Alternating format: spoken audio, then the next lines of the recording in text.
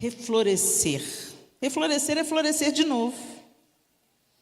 Florescer de novo, como bem disse o vídeo que abriu essa conferência, depois das estações difíceis, a primavera volta, né? É nessa ordem aí, depois do inverno vem a primavera, depois o verão, depois o outono, depois o inverno, depois a primavera. E assim é a nossa vida.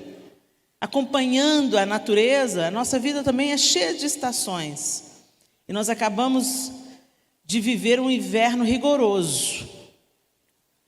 E a gente espera que ele não se prolongue. Porque de vez em quando, principalmente para quem mora no hemisfério norte, acontecem umas coisas esquisitas. Já é primavera, mas aí tem uma nevasca no meio da primavera. E a gente espera que isso não aconteça, amém, gente? A gente espera que venha aí uma primavera bem florida, colorida, em nome de Jesus, mas nunca nos esquecendo que o outono também volta. E o inverno também volta. Mas Deus é tão lindo que Ele provê refrigério. E o ciclo da vida, essa repetição bendita, ela fala também da resiliência, da resistência que nós precisamos de desenvolver em tempos difíceis. No hemisfério norte, quando a gente olha para uma árvore no inverno, a gente pensa, morreu. Vão embora as folhas, vão embora as flores, vão embora os frutos, e os galhos ficam sequíssimos, escurecidos. Você pensa assim, não vai nascer nada mais disso aí não. Mas é só a estação virar que a vida explode novamente, e é uma lindeza. Todas as vezes que Jesus queria enfatizar algum ensino, Ele usava a natureza para exemplificar. Todas as vezes que Ele queria desenhar, não é assim que a gente fala? Vou ter que desenhar, para você entender? Pois é, todas as vezes que Jesus queria desenhar alguma coisa, Ele exemplificava com a natureza. Você está ansioso por causa de quê? Olha para os lírios do campo. Olha para as aves no céu. Se você não tiver fé como um grão de mostarda. Jesus desenhava os processos naturais. O mesmo Criador que criou as árvores, os pássaros e os lírios do campo, também é o nosso Criador. Deus é um Deus coerente. Então, na nossa vida também tem estações. Mas o inverno não é em vão. O inverno é o período que as raízes se aprofundam. E que a gente é aperfeiçoado na resiliência, na perseverança. E quem persevera vai florescer de novo. Vai reflorescer. Amém? E quando a gente pensa nesse tema de florescer novamente, é impossível a gente se lembrar apenas das estações do ano. Eu, por exemplo, não dá para eu me lembrar só das estações do ano. Porque além das estações do ano, tem o tempo da poda. Para florescer e dar mais fruto ainda, tem tempo de poda. O que é poda? Um corte intencional para fazer florescer. Não é para matar, é para fazer florescer. E o Senhor é especialista em poda. Vai chegar o dia que Ele vai cortar e lançar fora. Mas nós ainda estamos na estação das podas. Amém? E eu espero que a gente siga sendo podado e nunca cortado. É melhor a poda, porque a poda, ela vai fazer produzir mais fruto. Ela vai trazer mais vida para a nossa vida. Ela vai trazer elementos na nossa história para também alimentar, embelezar e perfumar a vida de outros. Então, a intenção de Deus na nossa vida é fazer florescer, fazer frutificar, fazer transbordar.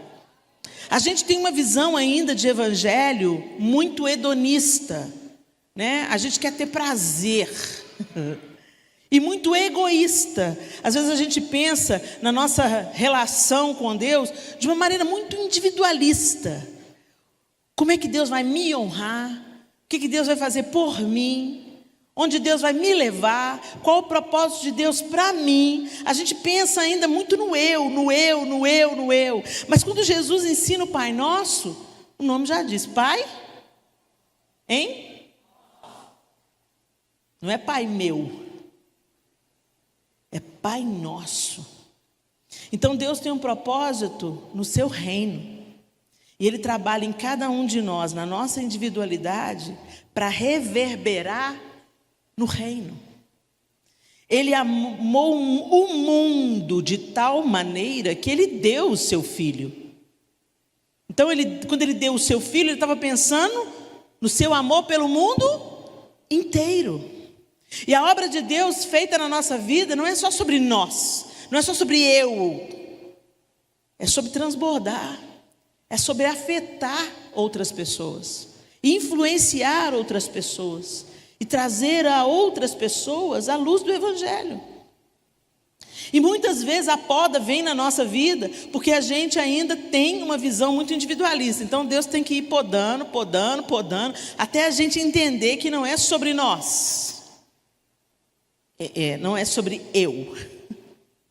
É sobre nós. Não é individual apenas. Passa pelo individual sim, porque Deus, Ele te conhece pessoalmente, tem um propósito na sua vida, mas esse propósito não passa só por você e não se trata só de você.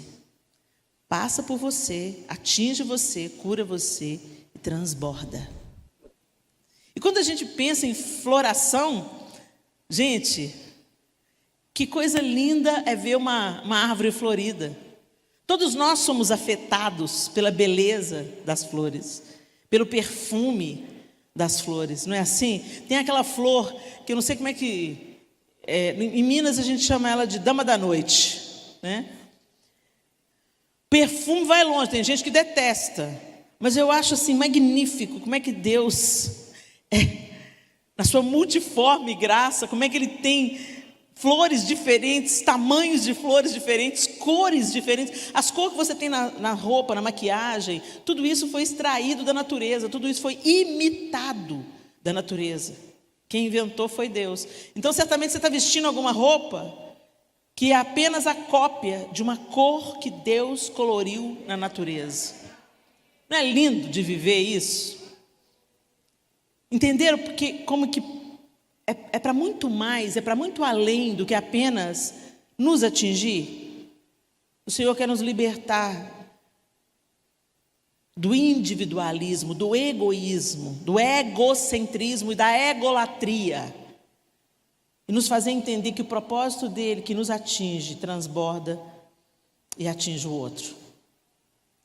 Quando a gente pensa em poda, a gente pensa em João 15, de 1 a 12. Pode abrir a sua Bíblia no Evangelho de João.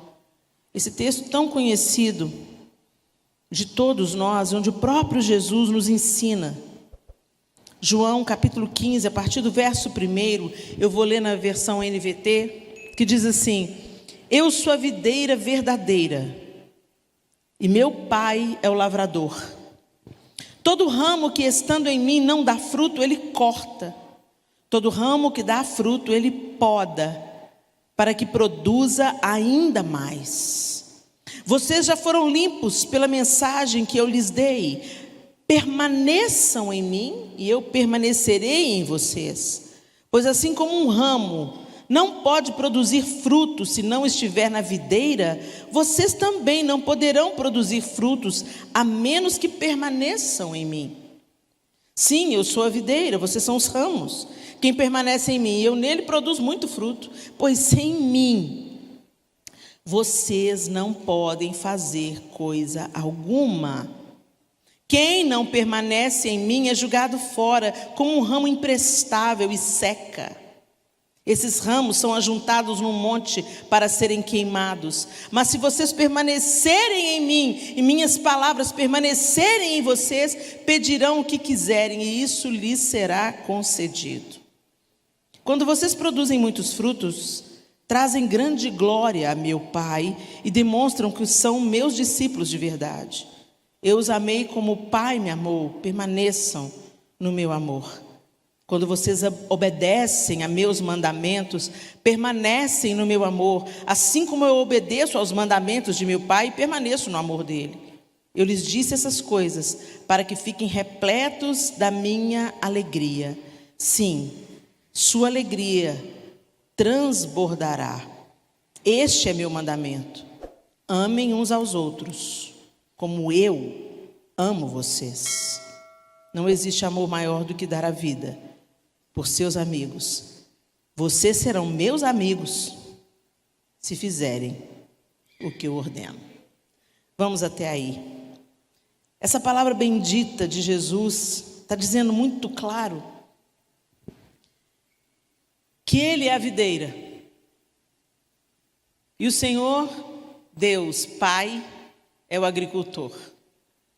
E Ele fala muito claro: se você estiver em mim, se você estiver conectado, se o ramo estiver conectado, se a sua vida estiver conectada à minha vida, Jesus está dizendo, a minha seiva, o meu vigor, a minha alegria vai jorrar em você, vai fluir em você. E aí então você vai produzir fruto. O que a gente está tentando fazer? A gente está tentando fazer o fruto acontecer. A gente que está tentando produzir o fruto. Quando você vê uma árvore frutífera, você não vê ela fazendo força para dar fruto. Quando você vê uma árvore que dá flores, buganvília, gente, que coisa linda, não é? Quando explode em flor. Você não vê nenhuma buganvília gemendo por aí para dar flor.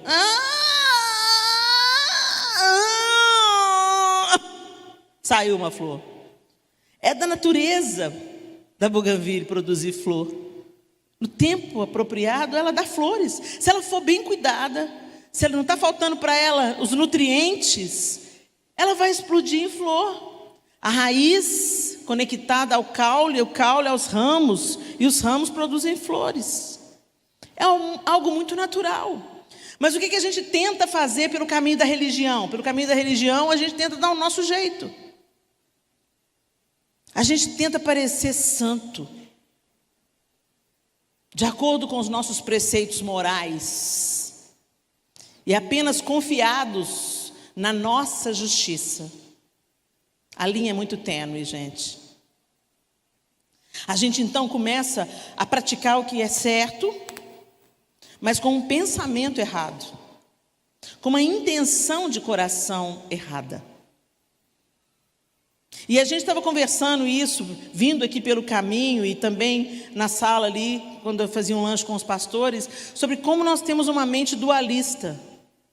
Como a gente acha que é sagrado o que a gente faz na igreja e o que a gente faz na vida ordinária não é sagrado, não. Cuidar de menino, lavar louça, passar roupa. Sagrado, Helena, me ajuda. Gente, o Verbo se fez carne e habitou entre nós. E Jesus fez milagre, andou sobre a água, não sei o quê. Só no dízimo do tempo de vida dele. 30 anos ele ficou no anonimato, vivendo uma vida ordinária. O que é uma vida ordinária? Uma vida comum. Uma vida como a vida de todo mundo. Sendo filho, aprendendo um ofício, servindo a mãe, aos irmãos, servindo a vizinhança, aprendendo a Torá, vivendo uma vida comum que o menino judeu vivia naquele tempo, depois um adolescente judeu vivia naquele tempo, depois um jovem judeu vivia naquele tempo. E quando Jesus foi ser batizado, ele não tinha feito nada. Quando ele escuta aquela declaração do pai, esse é o meu filho amado em quem eu tenho prazer, ele não tinha feito nenhum milagre ainda. Ele não tinha vencido Satanás no deserto ainda. Ele só tinha vivido a vida ordinária. Há algo na vida ordinária que é sagrado, o que Jesus viveu. E quando você vê ele fazendo coisas extraordinárias, onde que ele fez coisas extraordinárias? Na pescaria. Dormindo. O barco entrando para todo lado dele, dormindo. Alguns religiosos diriam, preguiçoso. Vai fazer alguma coisa, Jesus. Ele estava dormindo. Comendo sem lavar as mãos. Foi almoçar na casa de Zaqueu. Ou jantar, não sei. Foi comer uma refeição na casa de Zaqueu. O que é que rolou naquela refeição? O que rolou à roda daquela mesa? Perdoou uma pecadora também à mesa, na casa de gente não tão santa. Na casa do Levi, o publicano. Gente, e a gente pensa que espiritual é o que a gente faz aqui dentro do templo. Você é o templo. E a gente precisa de pedir ao Senhor que Ele nos dê mais consciência da presença dEle. Que Ele está, mas nem sempre Ele é percebido, porque nós temos essa mente dualista, que acha que Deus está na igreja, que Deus está no louvor. Deus, como é que você pode ser... A gente vinha conversando sobre isso também, teve o Descende. Aí os jovens levantam os tênis e falam, eu vou para casa. E não foi coincidência, e não foi erro, porque como é que a gente vai para as nações se a gente não obedece os pais, não honra o esposo, não cuida dos filhos? A obra começa em Jerusalém, depois Samaria, depois Judéia e depois até os confins da terra. Deus nos levou para casa na pandemia para provar o nosso coração, para reconciliar, para trazer perdão e para nos fazer enxergar que o sagrado está em lavar louça, que o sagrado está em cuidar das pessoas que Ele nos confiou diretamente, que o sagrado está em ouvir o outro genuinamente, sem pressa e sem desculpas. Mas teve gente que ainda não entendeu, e eu peço a Ele que nos faça entender de outra forma, mas que não nos deixe passar por outra pandemia.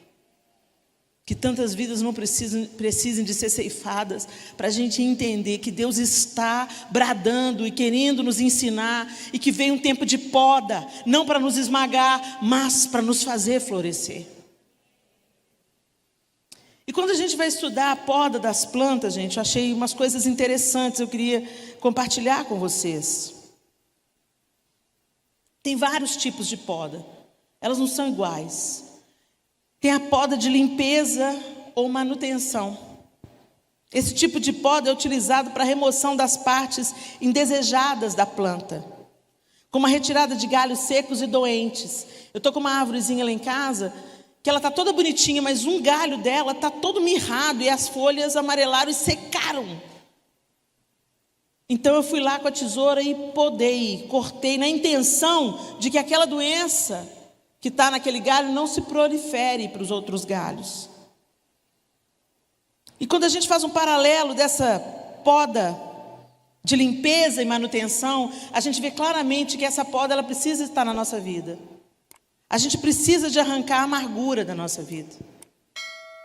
A gente precisa de arrancar a rivalidade, as disputas.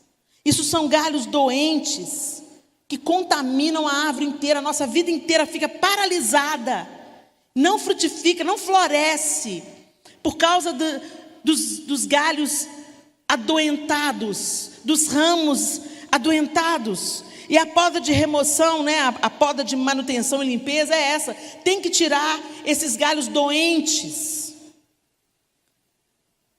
Amargura, lá em Efésios 4:31 diz assim, longe de vós toda amargura e cólera e ira e gritaria e blasfêmias e bem assim toda malícia. Gente, a palavra de Deus, ela é instrumento de instrução, por isso que a gente tem que contemplar Deus através da sua palavra. Nós só seremos transformados quando nós pararmos diante da palavra de Deus, entendendo que a palavra de Deus revela quem é Deus, é o manual de instrução do fabricante. E quando nós contemplamos Deus, nós seremos transformadas de fé em fé, de glória em glória, à semelhança de quem Ele é. Por isso que quando você começa a ler a Bíblia, dá uma preguiça desgraçada. Você começa a abrir a boca, você faz um batidão para ver o seriado. Você maratona Grey's Anatomy pela terceira vez. A minha funcionária tinha sido, minha irmã, na verdade, né? Ela já assistiu Grey's Anatomy quantas vezes, João Lúcio? 4 vezes. Toda a série, gente, é temporada pra caramba, parece que 17 temporadas. E bote nisso. E a gente tem uma disposição para maratonar alguma série, né? Mas vai ler a Bíblia para ver. Dá um sono, uma lombeira, seu olho pesa. Sabe por quê? Porque Satanás sabe que é contemplando a palavra de Deus e nos debruçando sobre as escrituras sagradas que nós vamos sendo transformados. Porque a palavra de Deus revela quem Deus é. E nós nos tornamos semelhantes àquilo que nós contemplamos. Aí a gente fica tentando arrumar um fruto de plástico que imita o que está na natureza de uma maneira perfeita. Mas quando você pega uma mexerica de plástico, ela é igualzinha, mas não tem consistência, não tem sabor, é mentira, é fake. E nós estamos levando uma vida espiritual assim, fake, parece que é, mas não é. E basta a crise vir que você vê que aquela fruta que podia dar, e é tão interessante a mexerica, porque ela mata a sede e mata a fome numa cajadada só. Ainda parece com o fruto do Espírito, né? Cheio de gomo. Você vê que ela não tem consistência. Eu não sei o que vem pela frente não, gente. Mas o Senhor está nos chamando a uma vida com consistência. Uma vida em dependência dEle. Porque dependendo dEle nós não seremos abalados, não seremos frustrados, seremos fortalecidos. Mesmo em tempos difíceis, o Senhor nos dará uma outra perspectiva da situação. Voaremos como águias. A águia tem uma outra perspectiva. E o Senhor quer nos oferecer uma outra perspectiva. Se Deus não mudar o tempo, se as coisas ruins piorarem, como é que vai ser para a gente? Então vem poda, e a amargura tem que tirar da nossa vida. A palavra de Deus está dizendo a amargura, a cólera, a ira. Quanta gente nutre isso? Fica nutrindo a amargura. Ah, fulano me falou aquilo, estou com ele aqui, ó. Não, já perdoei, Helena, só não quero ver a cara nunca mais. E o Espírito Santo habita em nós para quê, gente? Para que o Espírito Santo habita em nós? Para nos habilitar a vencer. Gente, o Espírito Santo não está em nós só para a gente falar em línguas e rodopiar, não, e cair no poder, não. É delicioso as coisas que a gente experimenta no poder do Espírito. Mas antes de mais nada, o Espírito está em nós para nos transformar à imagem de Cristo, para Cristo ser formado em nós, para nos vivificar juntamente com Cristo. Gente, o Espírito que habita em você, no qual você foi selado, é o mesmo Espírito que ressuscitou Jesus dentre os mortos. Olha o poder que habita em você, mas você não acessa. A gente faz campanha para tudo, campanha para casar, campanha para trocar o carro, campanha, sabe, a gente ora, jejua, levanta de madrugada. Levanta, jejua. Levanta de madrugada para ficar livre da amargura. Senhor, o Senhor habita em mim, Espírito Santo.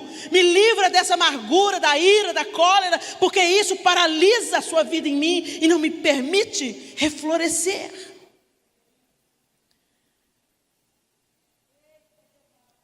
A rivalidade, as disputas, meu Deus, como isso acontece no nosso tempo, principalmente depois do advento das redes sociais. Como que a gente acha que vida próspera é vida que o povo está viajando, ministrando, cantando, pregando, esquiando, passando férias em Paris? Eu conheço um casal que ele levou ela para Paris para terminar o casamento. Não sei o que ele tinha na cabeça, mas passearam, tiraram foto, deram beijo na boca, namoraram. No último dia ele falou assim: pois é, eu trouxe aqui para terminar o casamento. A gente tinha que despedir em grande estilo. E a gente olha para essa vida fake no Instagram e fica insatisfeita com a nossa. Deixa eu te falar, minha linda, se o seu espírito de gratidão não está crescendo, não está abundante na sua vida, sai da rede social, cara. Sabe, você já percebeu O celular, ele toma todo o seu tempo. Você entra numa rede social, você entra numa conversa no WhatsApp, 1 hora passa assim, ó. Mas você não tem tempo para ler a Bíblia. Não tem tempo para orar. Reunião de oração. Preguiça de ir para o culto. Mas o dedinho não para, o dedinho nervoso. O problema não é de forma nenhuma a tecnologia. A tecnologia é uma bênção. O problema é que nós nos sujeitamos novamente a jugo de escravidão. O apóstolo Paulo fala, ele estava falando lá aos Gálatas: olha, vocês estão mexendo com circuncisão de novo, vocês estão querendo se circuncidar de novo. Deixa eu te falar, foi para a liberdade que Cristo vos libertou. Permanecei, pois, livres, e não vos sujeitais novamente a jugo de servidão. A gente sempre está caçando um outro Deus para cima da gente. A gente sempre está entregando o altar da nossa vida para um outro Deus que não é o Senhor. E não se engane, a tecnologia virou Deus para muita gente, porque você não tem tempo para o Senhor, mas você tem tempo para as redes sociais, você tem tempo para o WhatsApp, para o YouTube, para o Instagram e para conversa fiada, fofoca e espalhar notícia ruim. Está adoecendo porque fica comparando a sua vida com a do outro, falando: ó vida, ó céus, ó azar, olha lá a vida do outro, por que o Senhor não me dá, Senhor? O outro tem tudo que eu queria. Aí vem o outro galho apodrecido, inveja.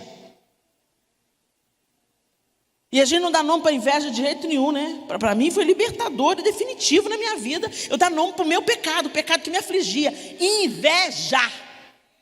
Quando você dá nome para o seu pecado, 50% do problema você já jogou luz nele, o diabo fica desbaratinado, porque, puxa vida, ela sumiu, como é que eu faço agora? O diabo não quer que você assuma o seu pecado, não, nem diante de Deus, nem diante das pessoas, porque ele trabalha no escuro, ele gosta de escuridão, e ele trabalha com liberdade na escuridão, mas está te paralisando. Ora, as obras da carne são manifestas: imoralidade sexual, impureza e libertinagem, idolatria e feitiçaria, ódio, discórdia, ciúmes, ira, egoísmo, dissensões, facções e inveja, embriaguez, orgias e coisas semelhantes. Eu os advirto, como antes os adverti: aqueles que praticam essas coisas não herdarão o reino de Deus. Gálatas 5, 19 e 21. Romanos 13, comportemo-nos com decência, como quem age à luz do dia, não em orgias e bebedeiras, não em imoralidade sexual e depravação, não em desavença e inveja. No mesmo nível, gente, de imoralidade sexual, inveja. E a gente tolera os pecados e fala: para a vida para falar do adultério, para a vida para falar da sexualidade distorcida dos nossos dias, mas não cuida da sua língua grande, não deixa Deus entrar na sua vida para limar a sua ira, a sua cólera, a sua amargura. Nós precisamos da poda de manutenção e de limpeza.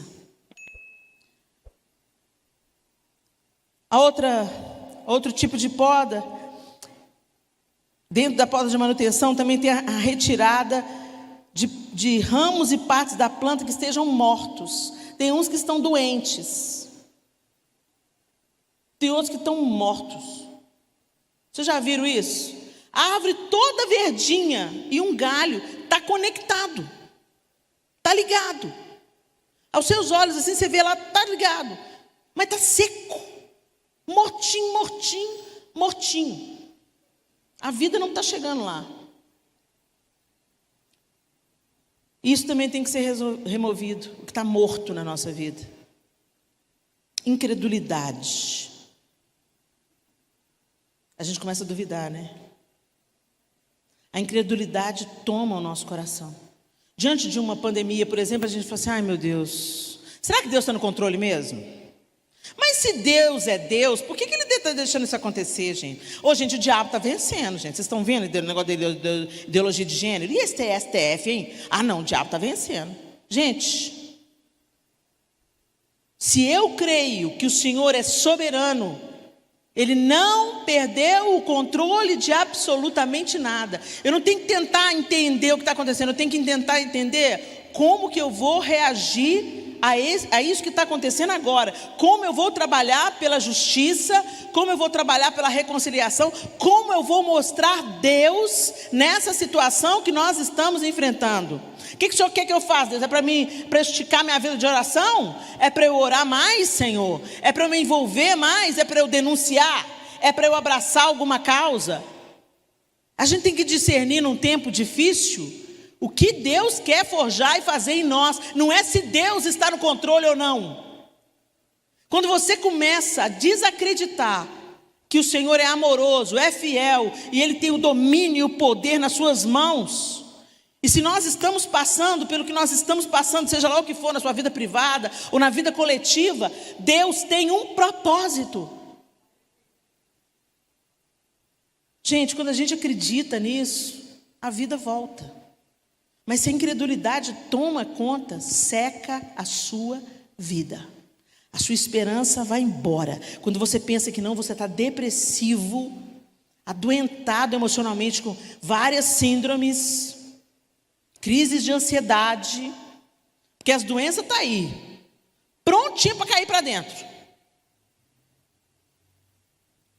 Se nós não nos armarmos e não deixarmos Deus fazer o que Ele quer fazer na nossa vida, a gente vai morrer ao invés de reflorescer. Vai secar. E a incredulidade é esse galho. Começa secando um galho. Uma área da sua vida começa a mirrar. Daqui a pouco já está contaminando os outros galhos. A falta de misericórdia. Aí o Espírito Santo vem, né? Ah, é, Helena? Então você quer fazer justiça? Você acha que você pode fazer justiça, Helena? Você acha que você tem condição de fazer justiça? Ô Senhor, me perdoa. Eles são filhos, eles são pais, eles são homens. E a misericórdia do Senhor que se renova sobre mim todas as manhãs também se renova sobre eles. Me dá um coração igual ao teu. Passe em revista, Senhor. Que a sua vida venha em mim, porque se depender da minha vida, do meu pensamento, estou lascada. Mas se eu estiver enxertada no Senhor, o Senhor vai fazer essa obra em mim. Oh, Jesus, faz essa obra em mim. Quanto à falta de misericórdia, o apóstolo Pedro escreve em sua carta, no capítulo 3, no verso 8, quanto ao mais, tenham todos o mesmo modo de pensar, sejam compassivos, amem-se fraternalmente, sejam misericordiosos e humildes. Pecados ocultos. Pecados ocultos. Impiedade. Pecado é igual mau hálito, gente. A gente sente... Todo mundo sabe que você tem, menos você. Você pensa que você está arrasando. Todo mundo já te mediu, já falou, ih, meu Deus do céu, entra ali com poder. Oh, meu Deus, tem misericórdia. Mas você acha assim, nossa, sou tão espiritual. Jesus podia até me arrebatar. Podia fazer igual fez com Elias, gente, eu nem preciso passar pela morte. Deus é que sabe. Pecados ocultos. Às vezes a gente ignora o pecado, a gente não sabe dele, mas tem outros que a gente sabe. Tem coisas que a gente sabe que são impiedade contra o Senhor, diante do Senhor. Aquela espiadela na pornografia. Você pensa assim, não tem nada a ver, gente. Só estou eu aqui, a tela, não estou fazendo mal para ninguém. Não estou fazendo mal para ninguém. Eu sou tão boa. É só pornografia, gente. É só um estímulozinho. Eu estou assim meio fria na cama com meu marido, então.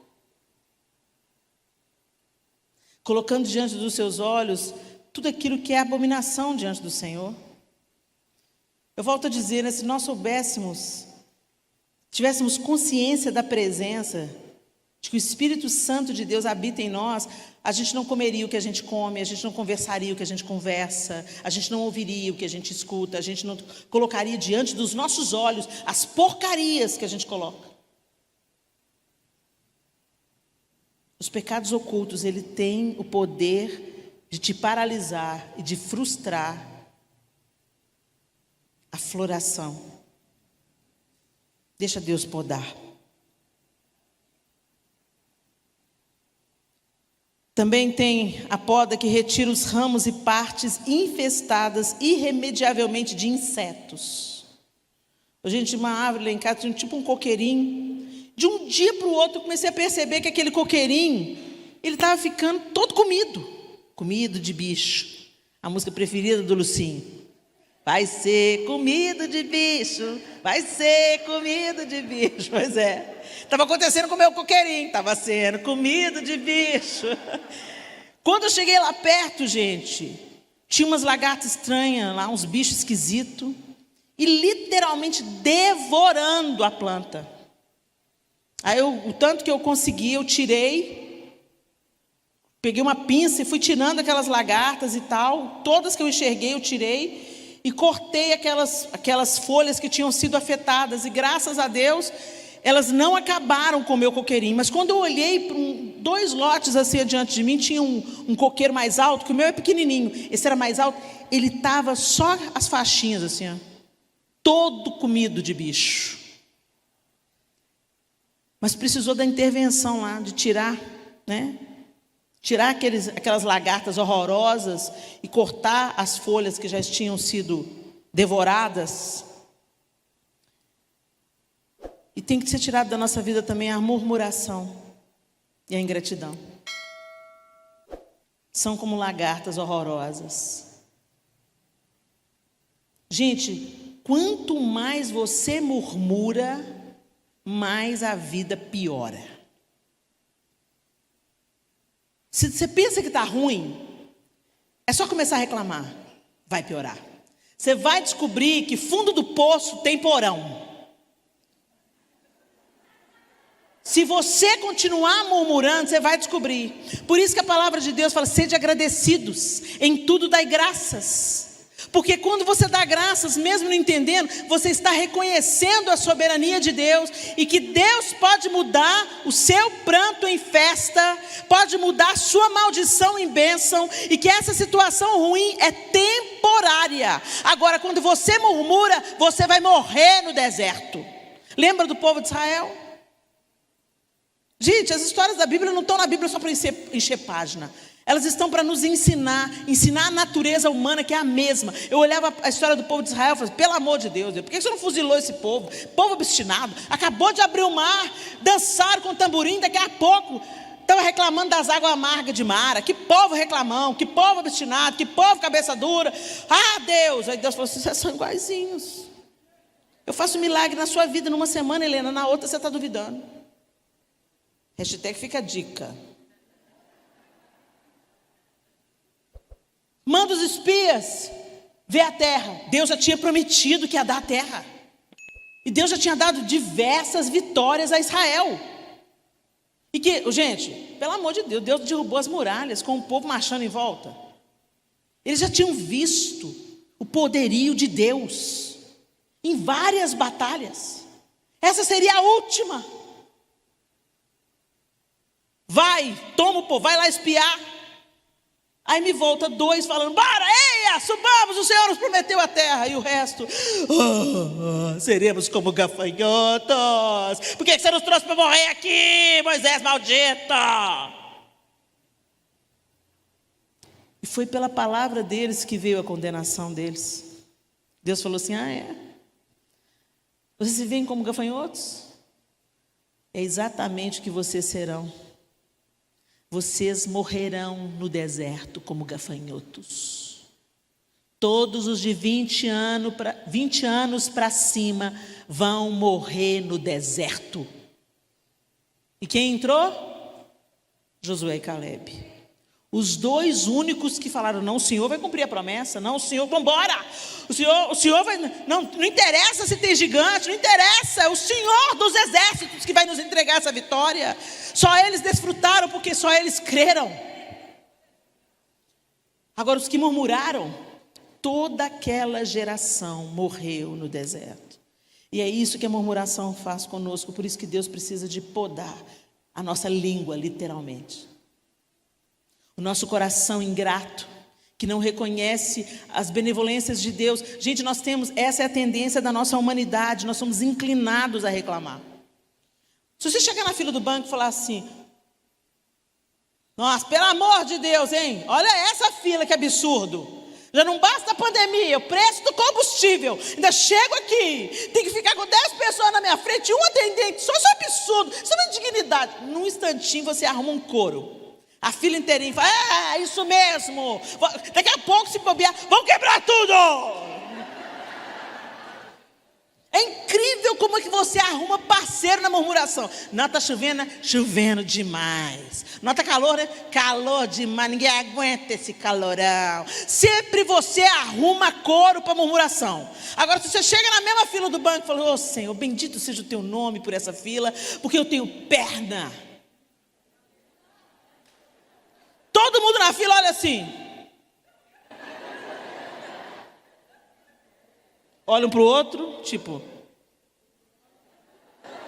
doida. Ou então eles chamam de poliana. Ai, meu Deus, que irritante. Síndrome de poliana. Não somos poliana não, gente. Nós somos filhas de Deus.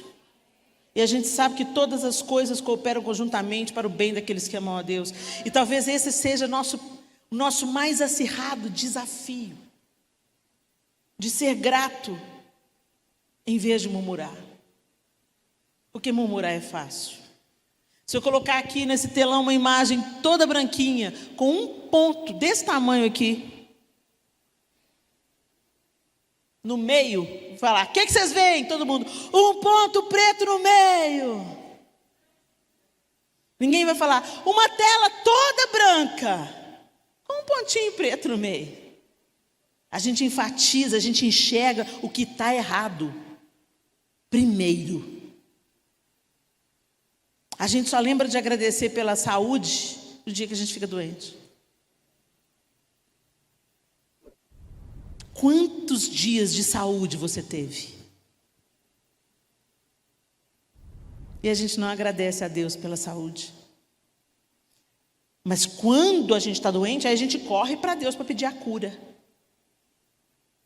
Tem misericórdia de nós, Senhor. Tira de nós, poda os ramos infestados pela murmuração e pela ingratidão. Em Filipenses 2, 14 e 15 diz assim: façam tudo sem queixas nem discussões, para que venham a tornar-se puros e irrepreensíveis, filhos de Deus inculpáveis no meio de uma geração corrompida e depravada, na qual vocês brilham como estrelas no universo. Mas conversações e maledicências também são infestações na nossa vida.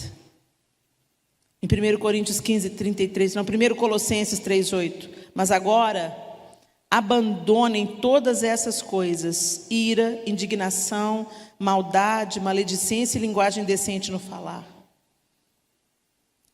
1 Coríntios 15, 33. Não vos enganeis, as más conversações corrompem os bons costumes.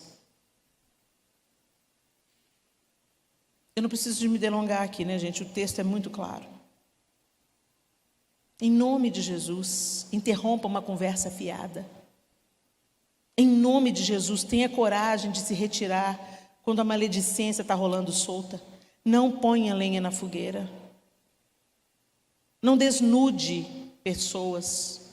Não exponha o pecado de outras, que amanhã pode ser a sua vez. Tantas pragas vêm para a nossa vida por causa das más conversações, por causa das maledicências que a gente tolera. Só vão falar mal de alguém com você se você escuta. O dia que você falar assim: eu não quero ouvir, porque o fulano não está aqui. Ou então: fulano, vem cá, fulano está falando de você, vem cá para você participar da conversa. O dia que você fizer uma vez isso, nunca mais as más conversações vão chegar na sua casa. Autossuficiência. Meu Deus, como nós temos uma tendência a confiarmos em nós mesmos, nas nossas capacidades, nos nossos dons, nos nossos talentos, nos esquecendo que tudo que nós temos e somos vem do Senhor.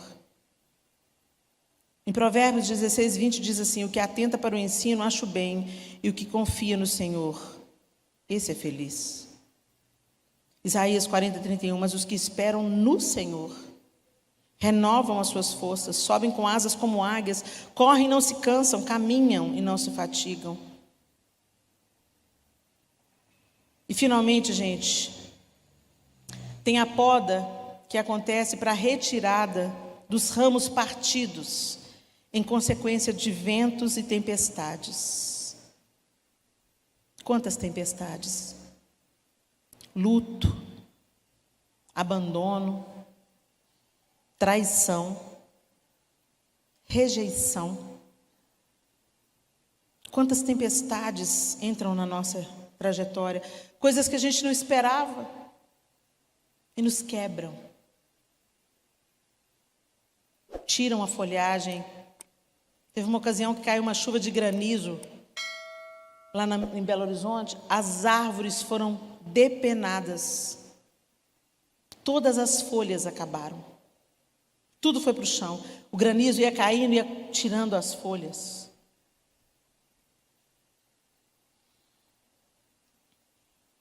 As adversidades da vida acontecem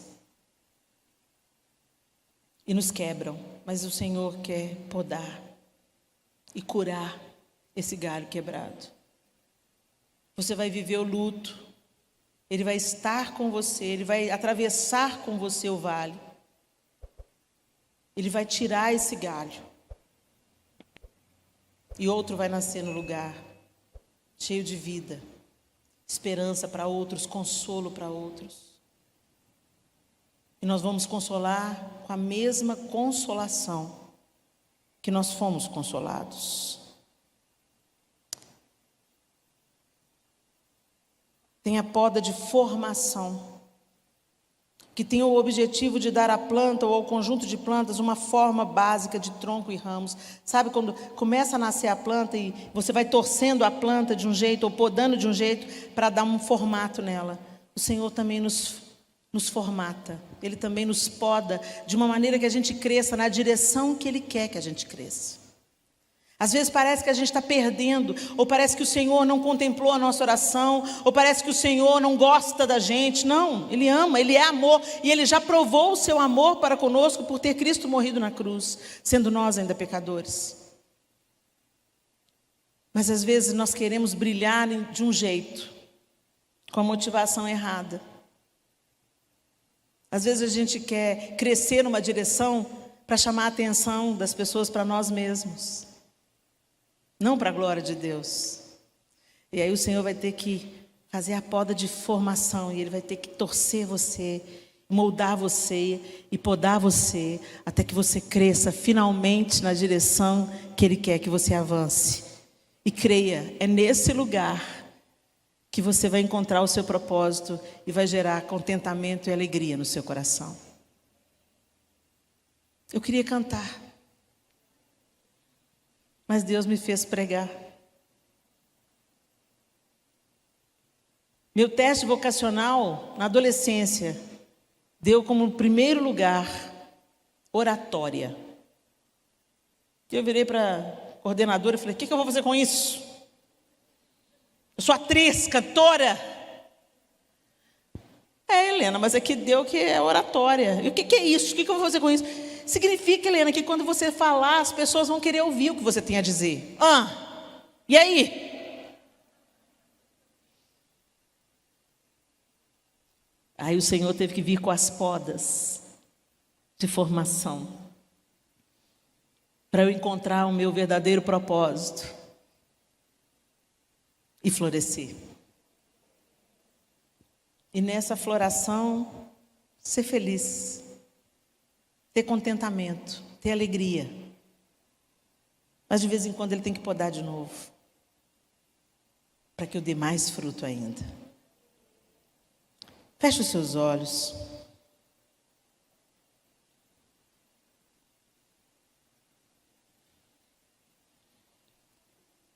Talvez você esteja passando por uma dessas podas. A poda de limpeza e manutenção. a poda dos galhos mortos, as partes infestadas de pragas, de insetos. A poda para a retirada dos ramos partidos pelas tempestades. A poda de formação. Eu não sei em qual delas você está, ou talvez você esteja vivendo todas elas junto. Mas eu quero te lembrar que o propósito do Senhor é que você refloresça. O Senhor não está permitindo isso para te matar. Ele está removendo o que precisa ser removido para que você avance ao cumprimento do seu propósito. Há um estado de plenitude que esse propósito traz para a nossa vida. A gente está buscando alegria, gente, nas coisas que não nos dão alegria. A gente está buscando realização em cisternas rotas. A gente está confiando nos projetos humanos que são temporários. Mas quando a gente olha para aquilo que é eterno, o que é temporário serve ao que é eterno. E tudo que a gente faz aqui e vive aqui, na nossa vida pública ou na nossa vida privada, traz glória ao nome do Senhor. Talvez você esteja se sentindo esmagada pelo luto, árvores partidas, né? Galhos partidos na sua vida, traição. Às vezes a pessoa que você mais investe é aquela que te trai. Abandono. Tantas perdas em tantas áreas, porque o luto, ele não fala apenas de uma morte física. Mas às vezes a gente vivencia o luto por uma perda financeira, uma perda ministerial, algum projeto que você investiu tanto tempo, oração e não deu em nada. Ou você pensa que não deu em nada.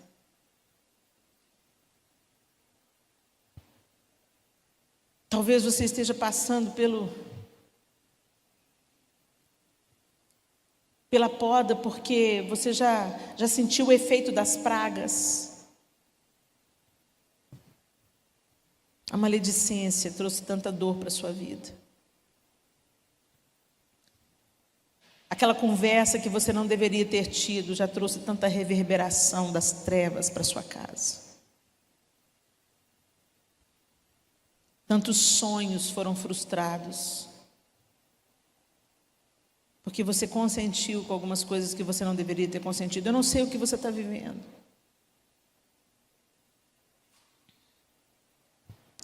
Mas em nome de Jesus, há esperança para você. Ao cheiro das águas, você vai brotar novamente. É isso que o Senhor faz. Há esperança. Mas você precisa de abrir o seu coração e dizer: Senhor, vem, Senhor. Tira o que o Senhor tem que tirar. Pode podar, pode cortar. Porque eu quero reflorescer, eu quero frutificar novamente.